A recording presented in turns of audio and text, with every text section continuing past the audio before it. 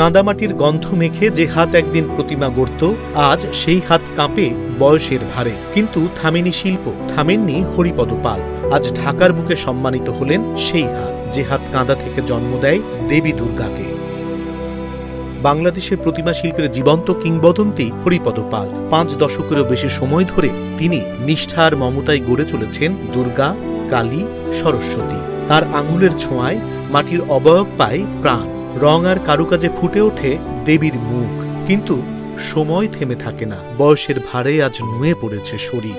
চোখে কম দেখেন, তবুও বসে যান কাজে, কারণ শিল্প তার কাছে শুধু পেশা নয়, এটি তার সাধনা। টাকা পয়সা বড় কিছু না, এটা দিয়ে কখনো জীবিকা নির্বাহ হয়, কিন্তু মন সান্ত্বনা হয় না। যার জন্য আমি যখন বানাই তখন ভালো লাগে। হরিপদ পালের শিল্পযাত্রা বাবার হাত ধরে। তখনকার দিনে প্রতিমা গড়া ছিল শুধুই ধর্মীয় দায়, আজ তা শিল্প।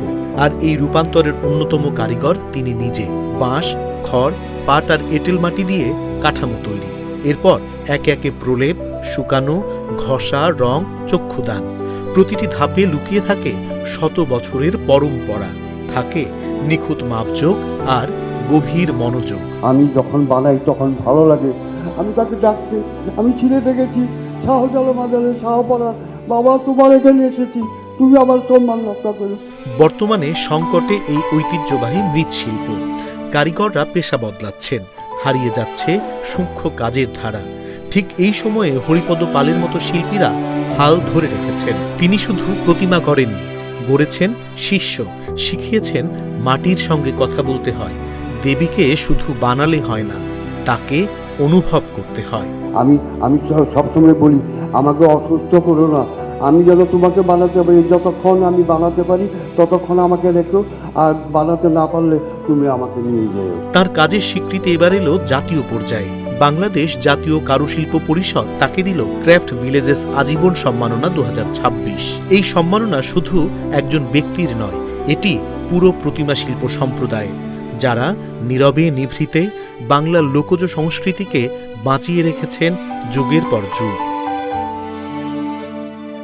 অনুষ্ঠানের অতিথিরা তার হাতে তুলে দিলেন সম্মাননা স্মারক, ফুলের বুকে আর সম্মানী। মুহূর্তেই করতালিতে মুখর হল পুরো মিলনায়তন। আবেগে কেঁপে উঠলেন এই বর্ষিয়ান শিল্পী।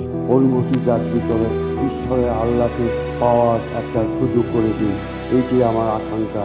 আমি বলবো, আমার মৃত্যুর আগ পর্যন্ত যেন উনি আমাকে কৃপা করেন, আমি যেন তার অনুভূতি জাগৃত করে মানুষের সমাজে সুস্থভাবে চলার গতি পাঠিয়ে দিন, এইটি আমার আকাঙ্ক্ষা। হরিপদ পাল প্রমাণ করলেন, বয়স শুধু সংখ্যা, আর শিল্পের কোনো অবসর নেই।